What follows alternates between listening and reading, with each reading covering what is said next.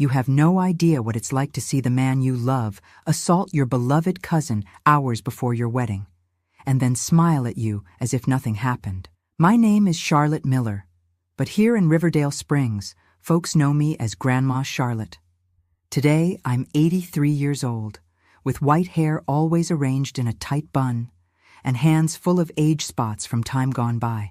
Anyone who sees me now, a sweet old lady walking through the town square with my hand-carved wooden cane, would never imagine the story I've carried with me for more than 6 decades. Oh, but before I continue with my story, darlings, if you're finding this tale interesting already, please hit that like button and subscribe to Grandparents' Tales. It only takes a second, and it helps this old lady's stories reach more people who might need to hear them. Your support means everything to me. Now, let me get back to my story. This story I've never told to anyone until today. I've kept it inside my heart like a sharp dagger that I couldn't remove without hurting myself even more. But now, in the autumn of my life, I feel I need to tell it. I need you to know what happened on that May 12th, 1957, the day that should have been the happiest of my life. But before I continue, I want to know who's listening to me. From which corner of America are you watching this old lady talk about the wounds of the past? Tell me in the comments, and if this story touches your heart, please give this video a like. Maybe then I'll find the courage to tell all parts of this nightmare I lived through. I was born and raised in Riverdale Springs, a small town in Virginia that in the 1950s was nothing more than a few cobblestone streets around a main church. My father, Joseph Miller, owned the town pharmacy, a respected man who prepared his own medicines and attended to the population when the only doctor in the region was busy or traveling. My mother, Catherine, gave piano lessons to the daughters of well-off families and sewed to supplement our income. We weren't rich, but we were respectable and well-regarded in the community. It was in that pharmacy, on a hot January afternoon in 1955, that I met Edward Thompson. He had just arrived in town to take over as manager of the only local bank branch. He was a tall, elegant young man with penetrating green eyes and a smile that lit up the room. A college graduate from the capital, son of an important banker from Richmond, Edward was considered an excellent catch. All the eligible young ladies in Riverdale sighed when he passed through the square, always impeccably dressed in his light-colored suits. That day, he came into the pharmacy with a prescription for a headache. My father was making a delivery, and I, who helped at the counter when I wasn't studying, served him. Our first meeting was brief, but his eyes followed me in a way that made me blush to the roots of my hair. The following Sunday after church, he approached me and my mother and asked permission to accompany us on our walk around the square, as was customary at the time. That's how our courtship began, always supervised as the social norms of the 50s demanded. My mother or some aunt always accompanied us, sitting strategically a few yards away on the park bench while we conversed. On Sundays, Edward would have lunch at our home after church. Everything was very respectful and traditional, as was expected at the time. He courted me with flowers, poetry books, and fine chocolates that he ordered from the capital. He treated me like a princess. Always attentive, always a gentleman. In less than 3 months, we were already talking about marriage. I remember my mother's face when I told her that Edward had asked to officially court me. She looked as if she'd won the lottery. A man like that, cultured, educated, from a good family. You're lucky, my daughter, she said, stroking my hair. After a year of courtship came the official marriage proposal. Edward spoke with my father in the visiting room, while my mother and I waited anxiously in the kitchen, pretending to prepare coffee that no one would drink. When they emerged smiling, I knew my fate was sealed. I received an engagement ring with a small diamond, an extravagance by the town's standards. The neighbors would visit us just to see the shiny stone on my finger. The wedding preparations consumed 6 entire months. It would be held in the main church, of course, with a reception at the recreational club, the most elegant in town. My dress was ordered from Richmond, a dream of lace and silk that cost the equivalent of 3 months of my father's salary. The guest list included over 200 people, practically the entire society of Riverdale, and some important figures from neighboring towns. Edward lived alone in a rented house near the bank, but was already building our future residence, a 2-story house with a front porch on the main street of town. It would be the most modern house in Riverdale, with electrical installations in all rooms and even a private telephone, a luxury that few families could afford at the time. We met almost daily, always under supervision, of course, and planned our future in detail. How many children we would have. He wanted 3. I dreamed of 4. What the living room furniture would be like. I preferred the classic style, he, something more modern. Where we would spend our honeymoon, he promised New York City, a place I had never visited.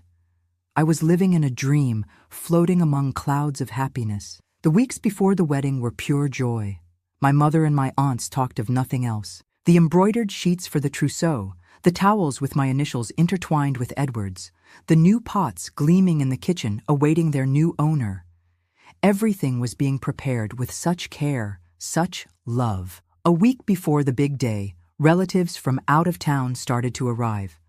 Among them was my cousin Helen, daughter of my father's sister, who lived in Norfolk. Helen was 18, 2 years younger than me, and we were very close in childhood.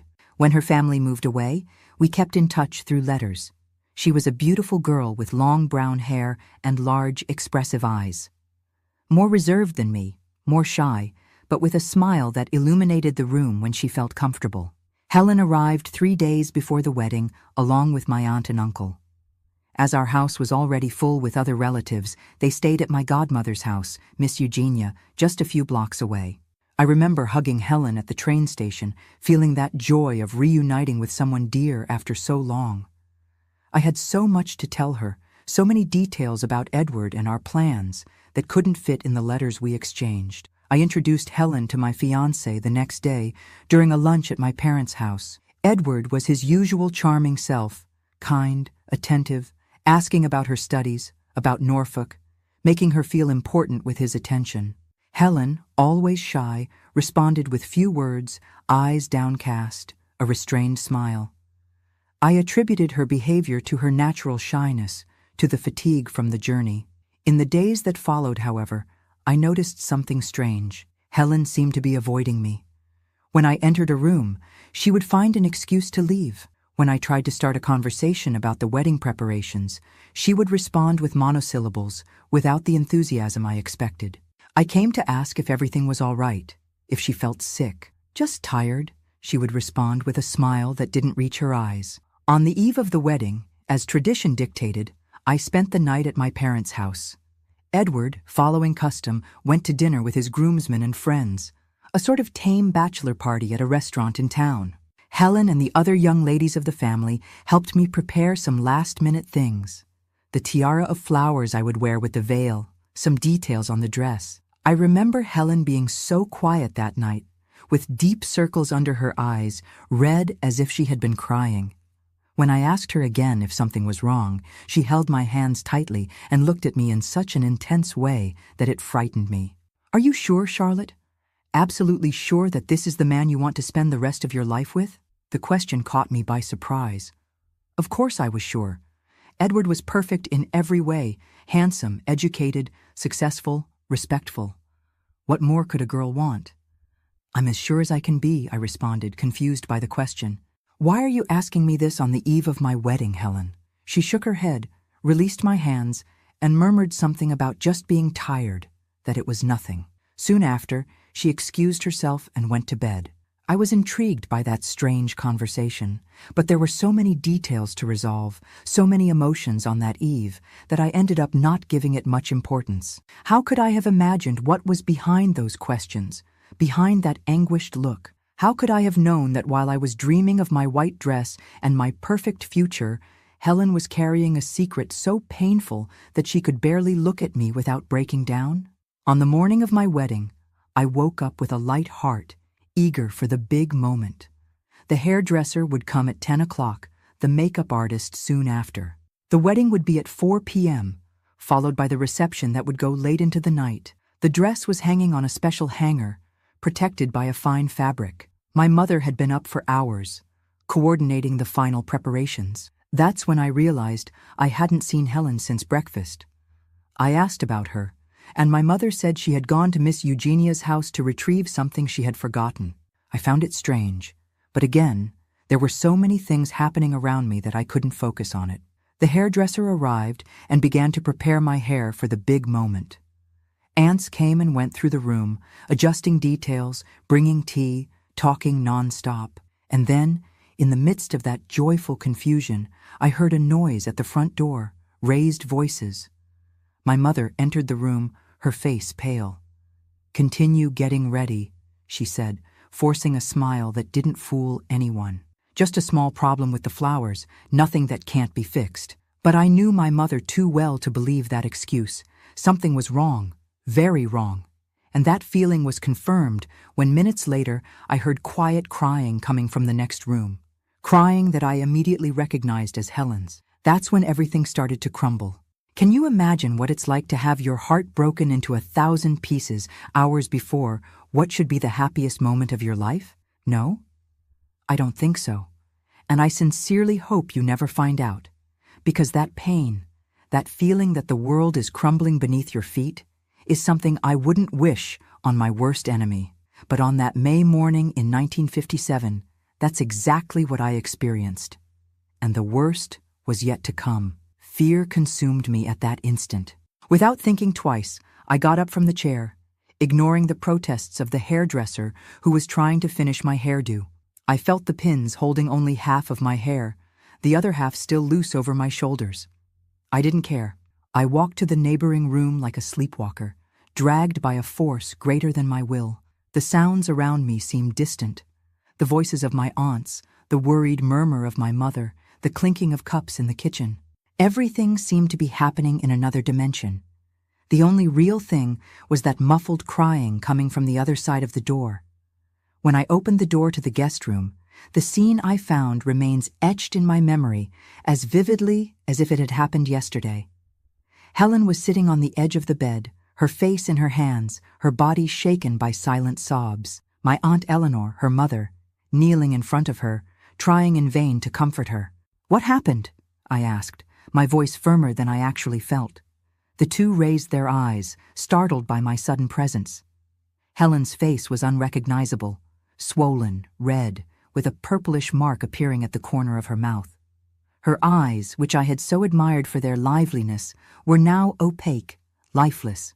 Her light yellow dress, which she was supposed to wear as a bridesmaid at my wedding, was thrown on a nearby chair with a blood stain on the neckline. "Nothing, dear. Go back to getting ready," my aunt said, trying to steer me away from the door. "Helen is just a bit indisposed. Nothing serious," but my gaze was fixed on my cousin's eyes, those eyes I had known since childhood, and which now silently pleaded for something I still didn't understand. I disengaged from my aunt and approached Helen, kneeling in front of her. "What happened to you?" I asked directly, holding her cold hands in mine. "Who did this to your face?" Helen averted her gaze, more tears streaming down her pale cheeks. My aunt tried again to intervene, but I raised my hand, silencing her. "Tell me the truth, Helen, please." The silence that followed seemed to last an eternity.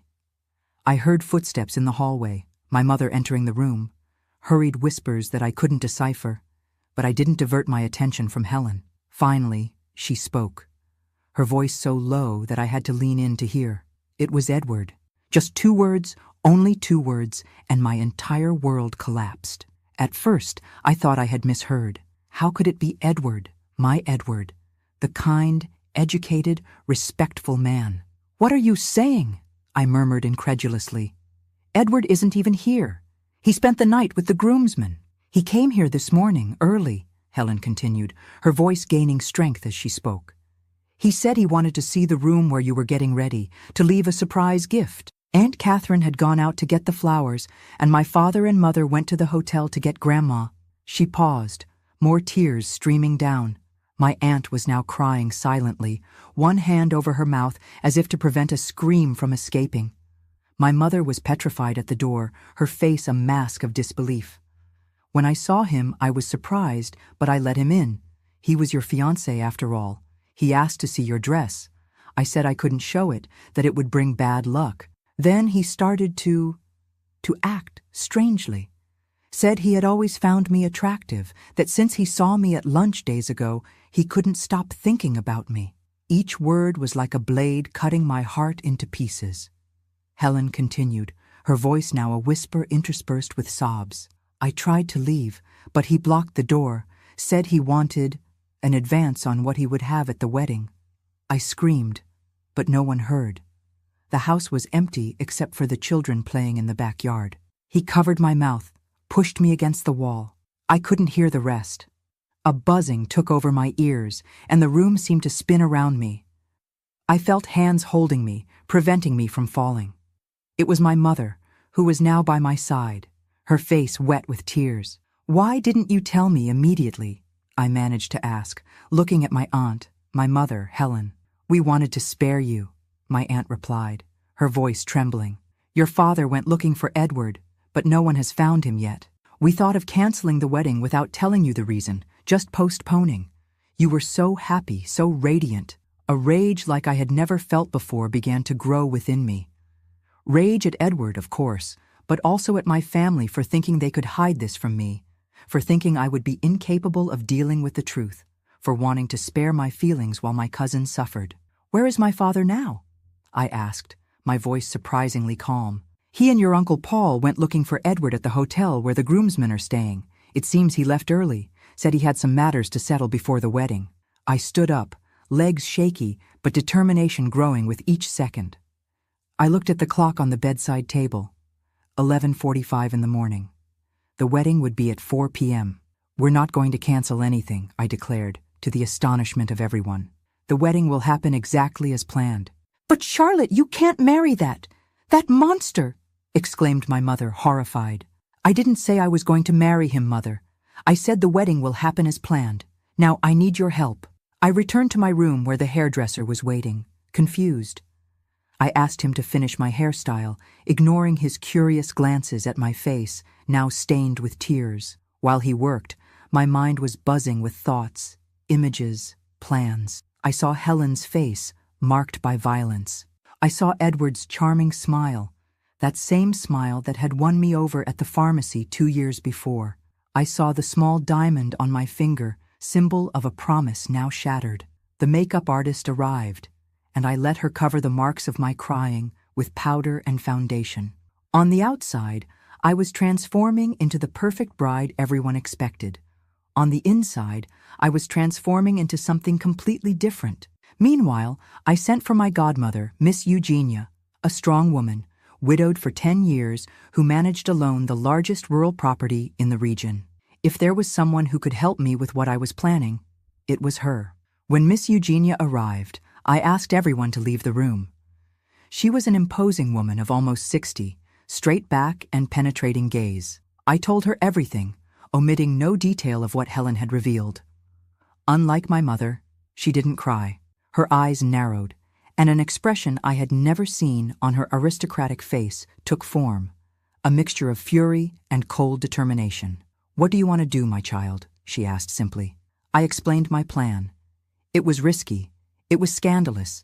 It was unthinkable for a young woman of good family in the 50s. But it was the only form of justice I could envision at that moment. Miss Eugenia listened in silence, occasionally nodding. When I finished, she remained quiet for a few moments, as if pondering each detail. "It will cause the biggest scandal this town has ever seen," she finally said. "Your reputation will never be the same." "I don't care," I replied, surprised by my own conviction. "I can't allow him to do this to other women. I can't let Helen carry this pain alone." Miss Eugenia smiled, a sad smile but full of admiration. "Then let's do it. I need an hour to organize everything." She left, and I continued preparing. The dress was brought in, that dream of lace and silk for which my parents had paid a fortune. I let them help me dress while I listened to the muffled voices in the hallway. My father had returned without finding Edward. The guests would start arriving in a few hours. The pastor was being informed of a small delay, but not a cancellation. At 1 p.m., Miss Eugenia returned. "Everything was arranged," she told me in a whisper. She just needed me to confirm that I really wanted to go through with it. "There is no alternative," I replied. "He needs to pay for what he did. The whole town needs to know who Edward Thompson really is." At 3 p.m., the news we were waiting for arrived. Edward had been seen returning to his house. He was preparing for the wedding as if nothing had happened, as if he hadn't destroyed my cousin's life hours before, as if he really were the honorable man everyone believed him to be. A wave of nausea invaded me as I imagined that if not for Helen's confession, I would now be marrying a monster. I would share his bed tonight. I would have children with him. I would live an entire life alongside someone capable of such an atrocity. Word came at 3:45. He had arrived at the church. He was waiting at the altar with the groomsmen. My father entered the room, his face aged 10 years in that single day. His expression was one of pure agony as he saw me completely dressed as a bride, the veil already covering my face. "Daughter, you don't have to do this," he said, taking my hands in his. "We can simply cancel. Say you fell ill. In a few months, when the dust settles, you can go to the capital, stay with your cousins until—" "No, Father," I interrupted gently. "I won't hide as if I did something wrong. I didn't do anything wrong. Helen didn't do anything wrong. It's he who needs to face the consequences of his actions." My father sighed, defeated. Deep down, he knew I was right, even if the price was too high. "Then let's go," he said, offering me his arm. The church was packed, as we expected. 200 people, the women in their best dresses, the men in dark suits. The decoration was stunning. The 300 white orchids that cost a fortune, the satin ribbons hanging from the pews, the lily arrangements at the altar. Edward was there, more handsome than ever in his light gray suit, his hair perfectly combed, that confident smile that once melted me and now turned my stomach. The organ began to play the wedding march. Heads turned to the entrance of the church, where I appeared beside my father. A murmur of admiration ran through the nave. The bride was beautiful. The dress was a dream. The bouquet of lilies and white roses perfectly matched with the altar arrangement. I began to walk slowly down the center aisle, my arm intertwined with my father's.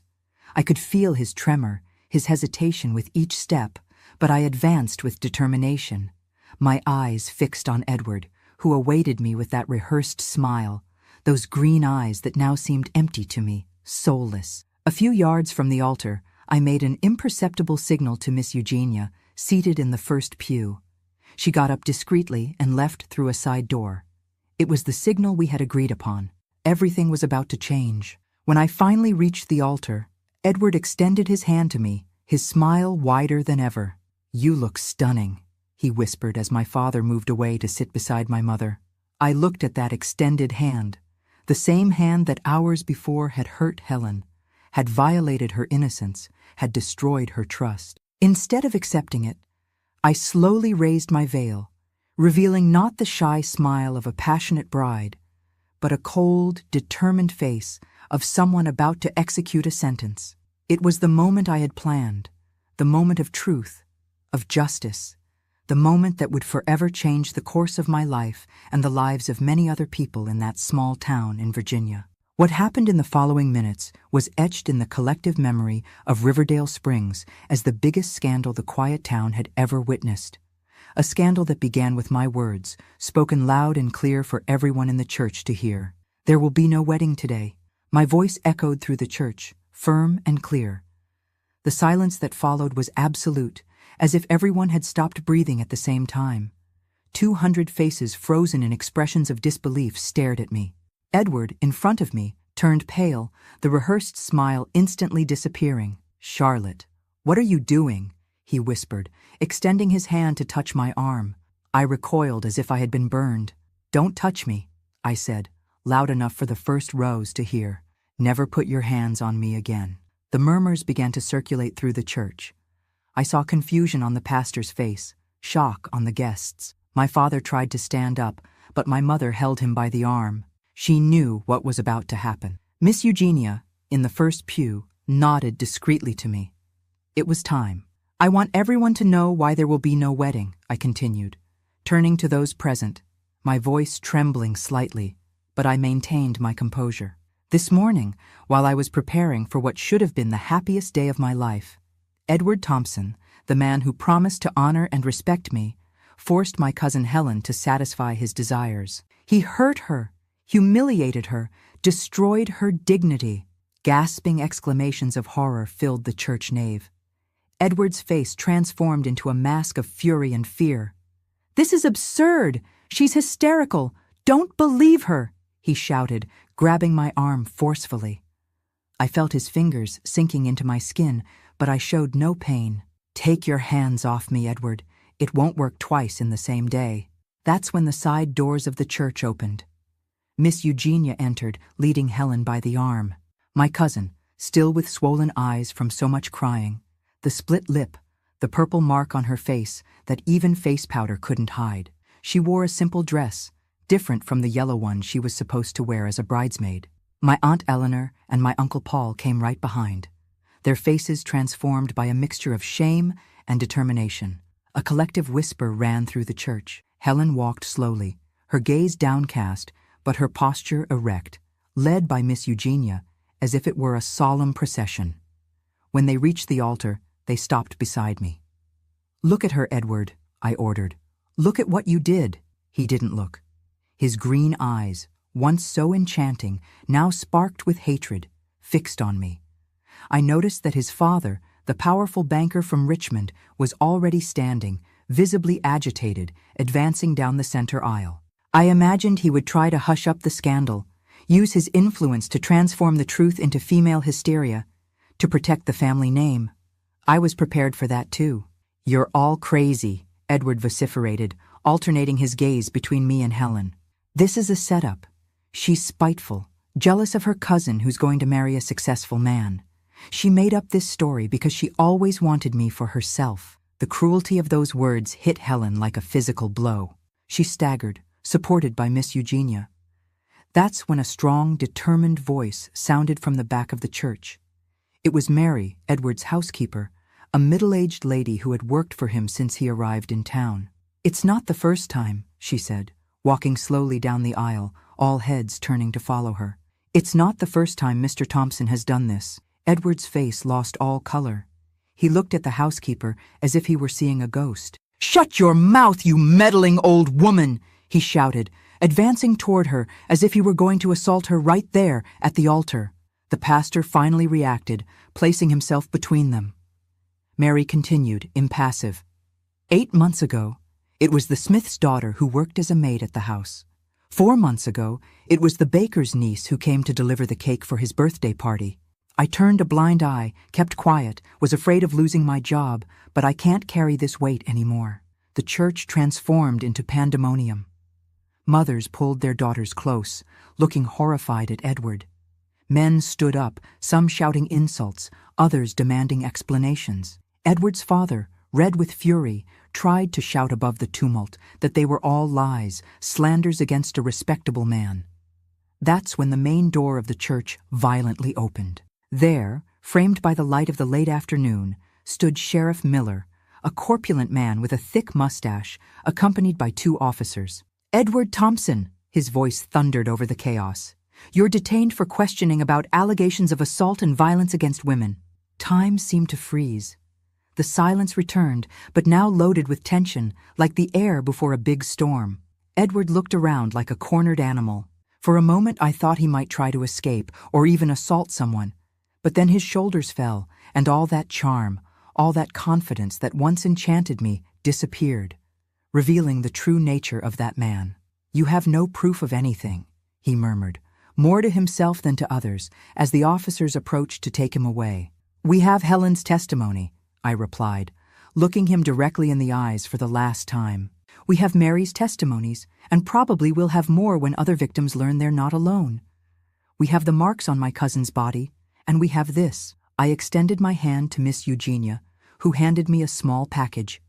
From inside, I took out a handkerchief stained with blood, Edward's handkerchief with his embroidered initials that Helen had kept after the attack. "You left your marks on Helen, but you also left your signature at the crime scene," I concluded. As the officers led Edward out of the church, I felt as if an enormous weight had lifted from my shoulders. The price I would pay for that scene would be high. The scandal, the malicious comments, the shame of having my wedding transformed into a public spectacle. But looking at Helen, at the small light of relief that was beginning to shine in her eyes, I knew it would be worth it. The disaster of the morning had transformed into the biggest lesson of my life. I had learned in the most painful way possible that appearances deceive, that social masks can hide monsters, and that silence only protects the guilty. The days that followed were a whirlwind. The town talked of nothing else. The case made headlines in the local newspaper and even in the capital. "Bride uncovers crime and denounces groom at the altar," the headlines said. There were those who criticized me for exposing the case in that manner, for ruining the reputation of a respectable man over a misunderstanding. But for each voice of criticism, there were two of support, especially among women. What no one expected, however, was what happened next. 3 days after the non-wedding, when I was still hiding at home, avoiding curious looks and malicious comments, there was a knock at our door. It was Julie Smith, the carpenter's daughter who had briefly worked as a maid at Edward's house. She wanted to tell her story. The next day, it was Loretta, the baker's niece. After her came others. In total, 7 women of different ages and social classes, all with similar stories. Edward Thompson, the charming bank manager, the man who enchanted everyone with his smile and his education, had left a trail of victims silenced by fear and shame. A week later, I received a message from Sheriff Miller asking me to come to the station. I confess I hesitated. What more could he want? The case was already open, the complaints registered. It was Helen who convinced me to go. "You need to finish what you started, Charlotte," she said, her voice again gaining the firmness I had always admired. "Not just for me, but for all of them." When I arrived at the station, I was received not by the sheriff, but by Mrs.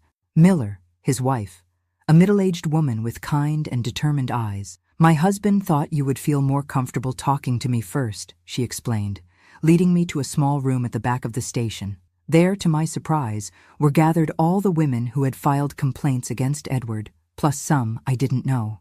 "What's happening?" I asked, confused by that unexpected reception.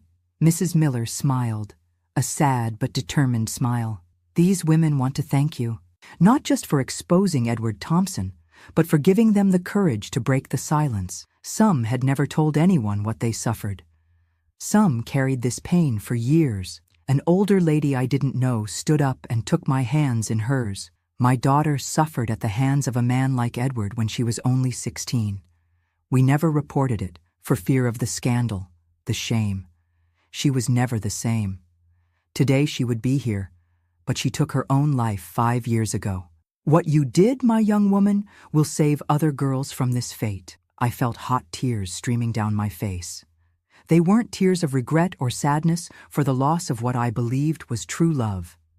They were tears of understanding, of a shared pain that somehow became more bearable when divided. It was at that moment, looking at those women of different ages, different stories, but united by a common experience of pain and silencing, that I made a decision that would change the course of my life, a decision that at that instant seemed as natural to me as breathing. "We need to do more," I said, wiping the tears with the back of my hand. "We can't let other women go through this in silence, thinking they're alone, that they won't be believed, that it's their fault." I looked at each of those women, seeing in them not just victims, but survivors, warriors who had found the courage to tell their stories. "What do you have in mind?" asked Mrs. Miller, her eyes shining with a hopeful curiosity. "A place where women can seek help, where they can tell their stories without fear of judgment, where they can find legal, medical, emotional support, a place that shows they are not alone." The idea, launched almost impulsively, was received with a reflective silence, followed by murmurs of approval. Mrs. Miller was the first to speak, her voice firm and decisive. "I support this idea with all my heart, and I'm sure my husband will also support it with whatever resources are at his disposal." "I can offer my house for the initial meetings," said Miss Eugenia, who had arrived silently and was observing the scene from the door. "I have some contacts in the capital who can guide us on the legal aspects." One by one, the women in the room began to offer what they could. Time, skills, contacts, small amounts of money. What began as a vague idea born of pain and indignation was rapidly taking shape, transforming into something concrete, tangible. There, in that small room at the Riverdale Springs police station in 1957, while America lived through the Eisenhower years and the world was caught up in the space race with the launch of Sputnik, a small group of courageous women planted the seeds of what would become the first women's support house in rural Virginia. We didn't know it yet, but that would be just the beginning of a much longer and more challenging journey than any of us could have imagined.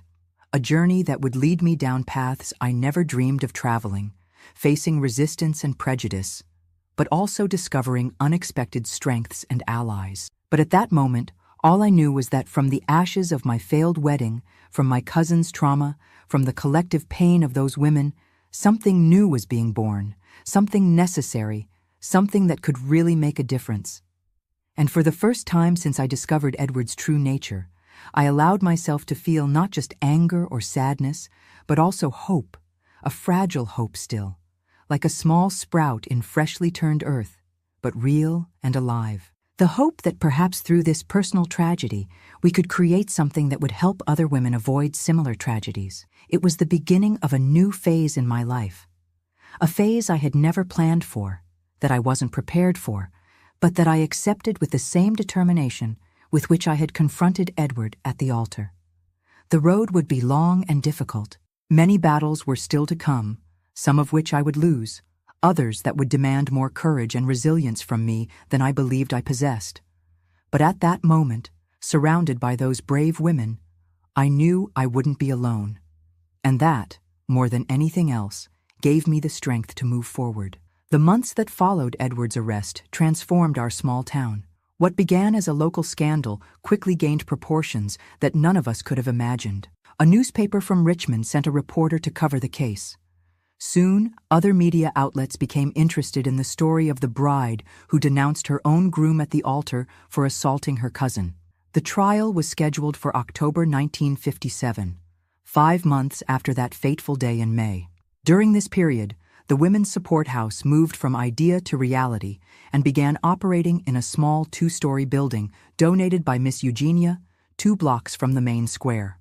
We started modestly, with weekly meetings where women could share their experiences and seek comfort in each other. Gradually, with the help of volunteer professionals, a doctor, a nurse, a newly graduated lawyer, we expanded to offer more concrete assistance. Each small victory was celebrated, each obstacle faced with determination. When funds ran low, we organized charity bazaars. When malicious comments threatened to discourage us, we supported each other. It was a period of intense learning, not just about how to manage a support organization, but also about the depth and extent of the problem we were facing. The trial date was approaching, and with it grew my anxiety. Edward's father, using his influence, had hired one of the most renowned lawyers in Virginia to defend his son. Rumors were circulating that they would try to discredit Helen, paint her as a girl of questionable morals, perhaps even suggest that she had seduced Edward. It was a common tactic, I had learned, used to intimidate victims and dissuade them from taking their cases to court. But Helen was no longer alone, and neither was I. We had on our side not just our families, but also a growing group of supporters. Women who had found the courage to tell their own stories. Men who refused to condone the silence that protected abusers like Edward. And we had something even more powerful: the truth. On the eve of the trial, Helen came to me. We were on the porch of my parents' house, watching the sunset tinge the sky with orange hues. She seemed different. Not completely healed, for some wounds leave scars that never completely disappear, but stronger, with a determination that filled me with pride. "I'm afraid, Charlotte," she confessed, her voice barely a whisper. "Afraid of what will happen tomorrow, of what they'll say about me, of the questions they'll ask." I held her hands in mine, feeling the slight tremor that ran through them. "I'm afraid too," I admitted. "It would be strange if we weren't. But you know what I fear even more? Staying silent, letting men like Edward continue doing what they do without consequences." Helen nodded, her eyes fixed on the horizon where the sun was now disappearing. "Our silence protects only the guilty," she said, repeating the words that had become a kind of mantra in our support house. "Tomorrow, I won't be silent." The next day, the Riverdale Springs courthouse was packed. The case had attracted so much interest that many people had to remain outside, crowded around the open windows to follow the proceedings. The October heat made the environment suffocating, despite the fans that lazily spun on the ceiling. Edward was brought to court in handcuffs, but wearing an impeccable suit. His face, once so full of charm and confidence, now showed visible signs of tension. He avoided looking in our direction, keeping his eyes fixed on his lawyer, a tall, thin man with graying hair, with an air of superiority that instantly irritated me. Judge Noguera was known for his strictness and impartiality.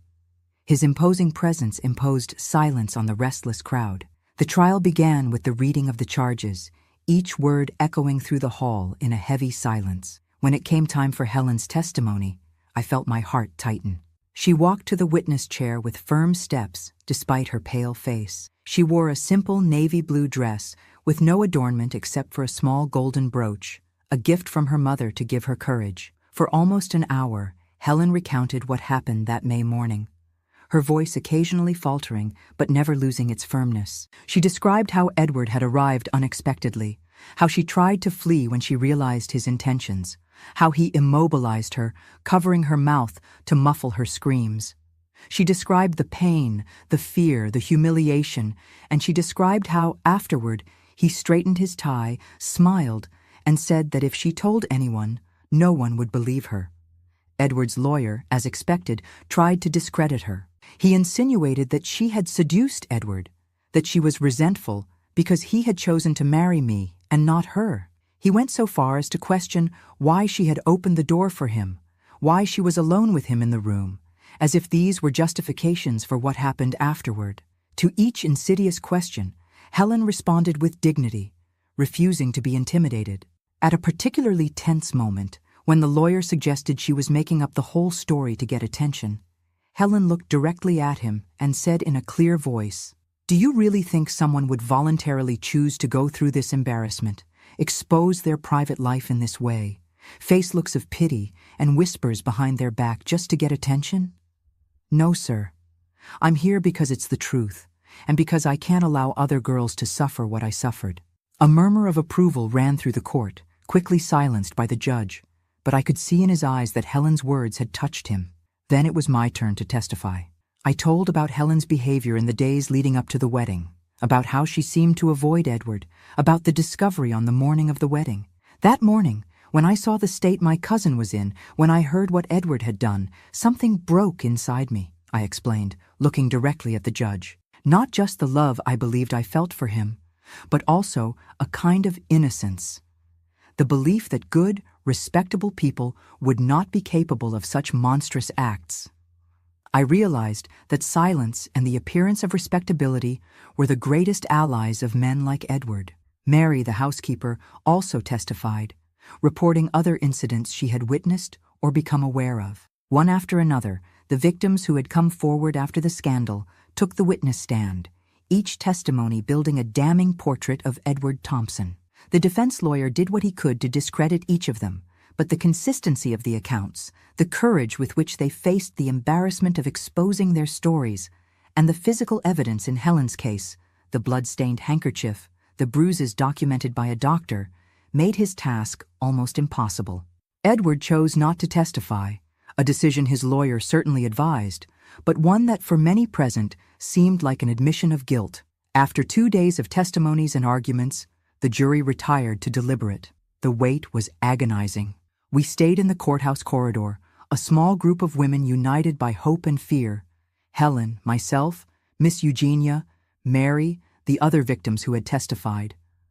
Our hands intertwined, strengthening each other in silence. When the jury returned after 3 hours of deliberation, the silence in the courtroom was so absolute that one could hear a pin drop.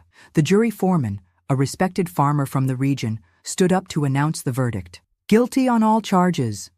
The room exploded in reactions, shouts of approval, some indignant protests from Edward's family, Helen's cry of relief beside me. The judge hammered repeatedly, demanding order. When silence finally returned, he pronounced the sentence 8 years in prison. Edward, who had remained impassive throughout the trial, finally lost his composure. He rose abruptly, shouting that he was innocent, that we were all crazy, that his father would buy half the town to free him, that he would make us pay for this. It took 2 guards to restrain him and drag him out of the courtroom, still shouting threats. I observed that scene with a strange feeling of peace. It wasn't vengeance I sought, I realized. It was justice. It was the guarantee that, at least for 8 years, Edward could not do to another woman what he had done to Helen, to so many others. It was the message to other victims. You are not alone. You can be heard. You can obtain justice. As we left the courthouse, we were greeted by a crowd. Women offered us flowers, shook our hands. Some cried as they thanked us. It was there, at that moment, that I fully understood the dimension of what we had initiated. It wasn't just about Edward, about Helen, about me. It was about all the women who had suffered in silence, who had been discredited, who had been blamed for crimes committed against them. On the sidewalk in front of the courthouse, a young reporter from the Richmond newspaper approached me, her notepad ready. "Miss Miller, how do you feel after the verdict?" I looked around at Helen, at the other women who had testified, at Miss Eugenia with her proud smile, at the dozens of unknown faces looking at us with hope and admiration. "I feel that this is just the beginning," I replied. "The end of a painful chapter, but the start of a much bigger story." And so it was. In the years that followed, our small support house grew, expanded, became a model for similar initiatives in other cities. Edward served 6 of his 8-year sentence, got a reduction for good behavior, and upon being released, discovered that his place in Riverdale Springs no longer existed. He moved to Oregon, where his crimes weren't known. We never heard from him again. The story of the bride who denounced her own groom at the altar became a kind of urban legend, told and retold, often with exaggerated or distorted details. Some said I had stabbed Edward at the altar, others that Helen was actually my sister. The truth, as so often happens, diluted with time, but the impact of that day remained. In 1964, when the social unrest of the civil rights movement was at its height, our support house faced new challenges. We were viewed with suspicion by some, labeled as subversives for daring to question established power structures. We had to learn to navigate this new political scenario, to protect our clients without attracting unwanted attention from authorities, to continue our work in an environment increasingly hostile to dissenting voices. It was a period of painful learning, of strategic retreats and careful advances. But we never abandoned our essential mission: to offer a safe space for women who had suffered violence, to give them a voice, to help them rebuild their lives. By 1970, our house had transformed into a women's support center with a more formal structure, broader resources, partnerships with health and legal professionals. We offered not just emotional support, but also legal guidance, medical assistance, professional training courses for women who needed to become financially independent after leaving abusive relationships. I never married. Many attributed this to the trauma of the experience with Edward, but the truth was more complex. I discovered there were other paths for a woman besides marriage and motherhood, paths that, in the 1950s, few dared to tread. I found purpose and fulfillment in my work, in the lives I helped rebuild, in the community we created around the center. Helen eventually married a doctor who came to work in Riverdale Springs in 1960. A gentle, patient man who understood her scars and respected her time of healing. They had 3 children, all now adults, all raised with a deep sense of respect for women, an understanding of consent and boundaries that was not common for their generation. And I dedicated my life to the center, to the cause that was born from that personal tragedy. I specialized in law, a scandalous decision for a woman in the 1960s, especially in a small town.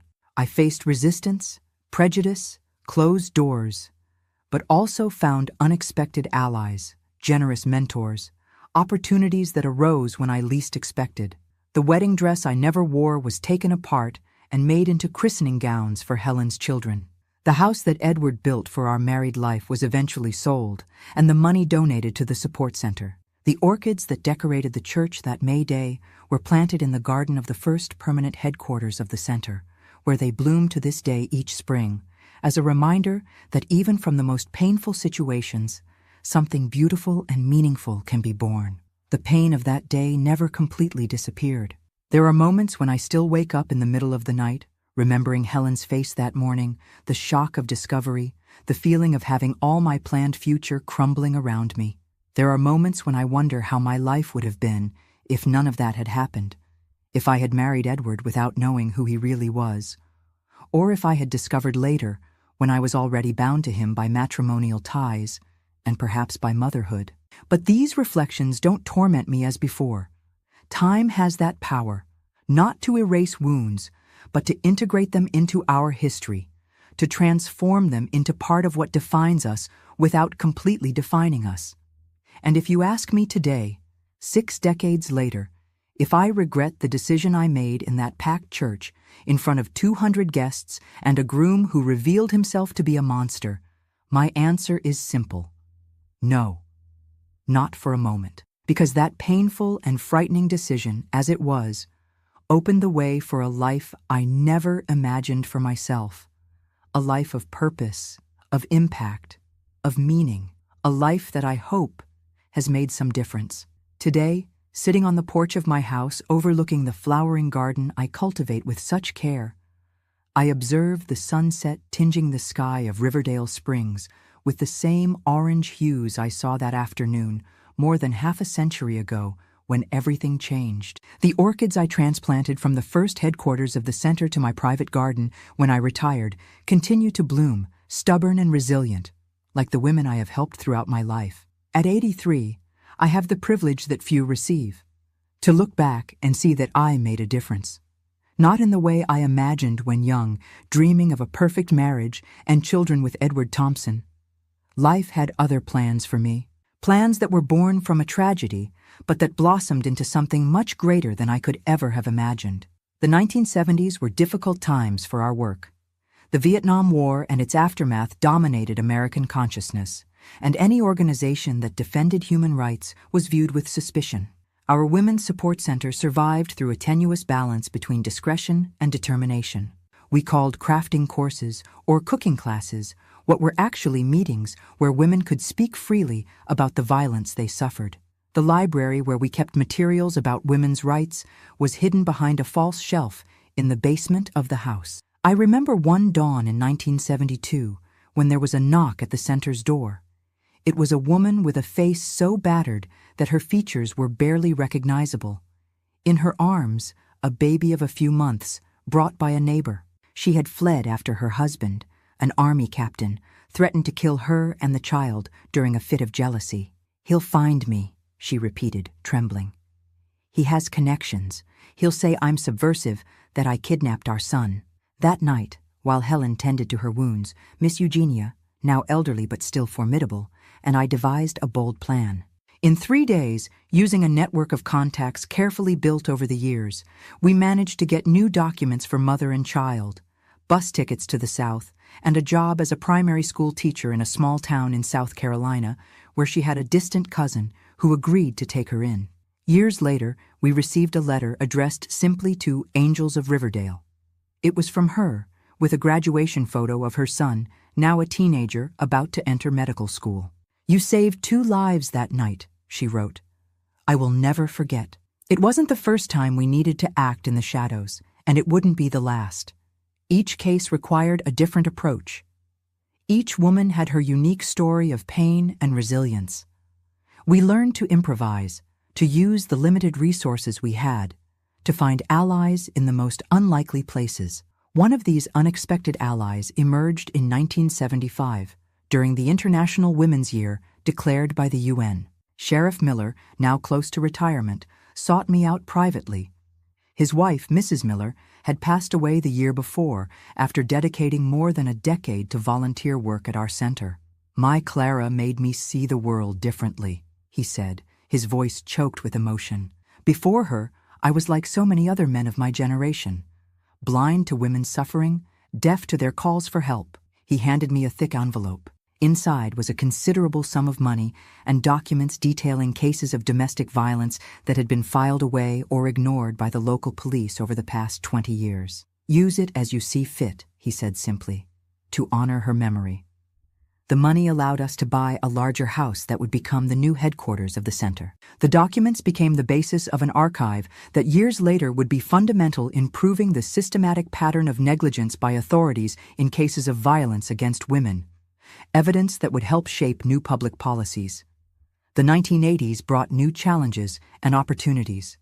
With the rise of feminism's second wave, we could finally come out of the shadows. Our center joined the national women's movement that fought for legislative changes, for specialized police stations, for more visibility for issues that for so long had been relegated to the private sphere, to the silence of homes. In 1985, we inaugurated the first women's police station in our region, an achievement that seemed impossible when we began our work almost 3 decades earlier.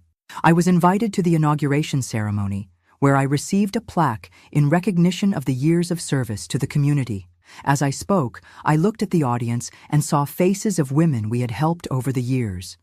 Some now with gray hair like mine, others still young, many accompanied by daughters and granddaughters.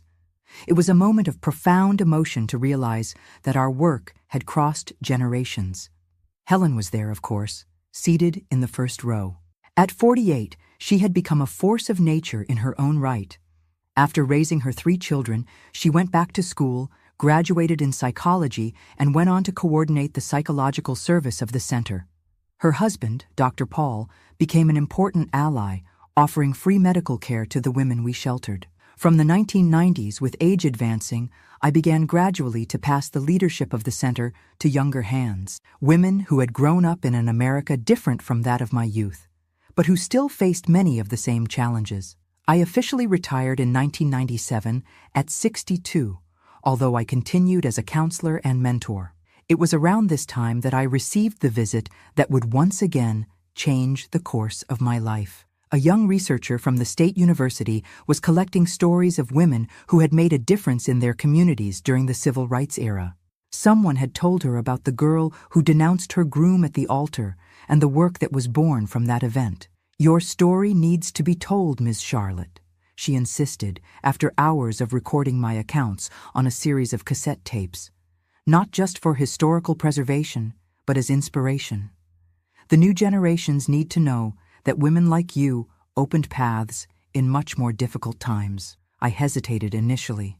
I had never been one to seek the spotlight, to position myself as the protagonist of a struggle that I always considered collective. But Helen, always sensible, convinced me. "It's not about you, Charlotte," she argued. "It's about what can happen when we decide not to stay silent. It's about showing that even in the most desperate situations, there is always a choice, always hope." Thus was born the book, The Bride Who Said No, published in 2000.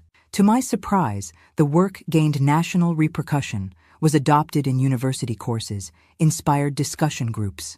Suddenly, at 65, I found myself invited to lectures, interviews, debates. It was strange, almost uncomfortable, all this attention after decades of discreet work. With time, I understood the value of sharing our story. Each time I spoke in public, always making a point of emphasizing that it wasn't just my story, but that of all the women who built the center with me. I afterward received messages from young women inspired to make a difference in their own communities. Some even created initiatives similar to our center in other cities, adapted to local needs and realities. What began as the personal tragedy of a betrayed bride and an assaulted cousin had transformed into a movement that crossed geographical and generational boundaries. It was more than I could ever have imagined on that fateful May morning of 1957. In 2007, we celebrated the 50th anniversary of the Riverdale Springs Women's Support Center with a grand ceremony. The small initiative that began in a room at the police station now occupied an entire complex, with temporary shelter for women at risk, medical and psychological offices, legal assistance, professional training courses, daycare for the children of those we assisted, a specialized library. More than 50 professionals, mostly women, some of whom had been assisted by the center in moments of vulnerability, worked there daily. During the celebration, a young woman approached me timidly. She appeared to be about 20, with short hair, expressive eyes that reminded me of someone. "You don't know me," she began hesitantly, "but my grandmother told me a lot about you. She said that if it weren't for your courage, I might not even exist." I looked at her confused, trying to identify familiar traits. "My grandmother is Loretta, the baker's niece," she explained, seeing my confusion. "One of the women who testified against Edward Thompson at the trial." The memory came immediately. Loretta, so young and frightened, telling how Edward had cornered her in the pantry when she went to deliver a cake to his house. how she had escaped, unlike other victims, and told her aunt, who forbade her from returning to that house but didn't report the case for fear of losing clientele. Grandma always said that the day she saw you confronting Edward at the altar was the day she realized she didn't need to be ashamed, that it wasn't her fault. The young woman smiled, her eyes tearing up. That's when she began to rebuild her life. She married years later, had my mother, who had me. Recently, I graduated in law, inspired by your story. I want to work with women's rights, continue what you started. At that moment, I understood the true meaning of legacy. It wasn't the buildings, the programs, the impressive statistics of women assisted over decades. It was this: transformed lives that transform other lives in an unbroken chain of healing and empowerment. Now, in 2025, at 83, I observe the changes and the continuities. I see with joy the advances, more effective laws, greater awareness, spaces for speech that didn't exist in my youth. I see with concern the setbacks, the resistance, the new forms that violence assumes in a digitized world. I see young activists fighting with the same passion that moved us, facing some of the same obstacles we faced, albeit in different contexts. And I see, above all, that the fight I initiated on that distant May Day of 1957 wasn't just for my time, or even for Helen's time. It was a fight for all the women who would come after us, for those not yet born. The center we founded continues strong, adapting to new realities, facing new challenges. Helen took over the direction when I retired, and years later passed the baton to her eldest daughter, Clara, named in honor of Sheriff Miller's wife. Now a third generation is beginning to get involved, bringing new ideas, new approaches, but keeping alive the essence of what we built. Edward Thompson died in 1999 at 72, alone in a nursing home in Oregon. When I heard the news, I felt neither joy nor sadness, just the certainty that justice, in some form, had been done. Not the punitive justice of the courts, which he served only partially, but the restorative justice of a community that refused to remain silent, that created resources to protect other women, that transformed pain into purpose. Sometimes, when young journalists or students approach me for interviews, they ask if I regret not having had children, not having formed a traditional family. I smile at these questions, which reveal so much about how society still views the role of women. My family is larger than any traditional family could be, I always respond. They are the hundreds of women who passed through the center, the thousands of lives that were saved or transformed by the work we initiated. They are the young women who, inspired by our story, created their own support centers in other cities. They are the laws we helped change, the consciousnesses we helped awaken. And it's true.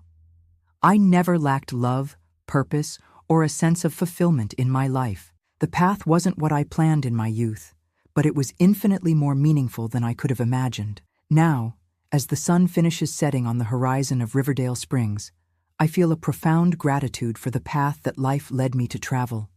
It wasn't easy. There were moments of excruciating pain, of paralyzing doubt, of discouragement in the face of obstacles that seemed insurmountable. There were tears, sleepless nights, strategic retreats, lost battles, but there were also moments of indescribable joy, of shared triumph, of solidarity that transcends words. There were grateful embraces, reborn smiles, futures rebuilt from the ashes of painful pasts. There was a community of women, and some allied men, who refused to accept that things had always been this way, who had the courage to imagine and build a different world. That is the legacy I hope to leave when my time here ends. Not monuments or tributes, but transformed lives that continue transforming other lives. A wave that began with an act of courage on a May Day in 1957 and continues spreading far beyond what I can see or imagine. And to you who have accompanied me to this point in the story, I want to say thank you. Thank you for listening to me, for not looking away from difficult truths, for allowing my story to resonate with your own experiences, hopes, and dreams. If this story touched your heart, please give me a like and share it with someone you think needs to hear it. Also, join the WhatsApp group of Grandparents' Tales that's in the video description. There, we share daily stories of overcoming and mutual support. And subscribe to the channel so you don't miss any of my life stories. Together, we can continue building a world where no woman needs to face violence in silence. Because, in the end, that's what our struggle is about. Not revenge, not punishment, but healing. Not just for ourselves, but for all who came before and all who will come after. A healing that's only possible when we break the silence, when we share our stories, when we refuse to accept that things are just the way they are. I am Charlotte Miller, the bride who said no. And this is my story, a story that I hope continues inspiring courage long after my voice falls silent.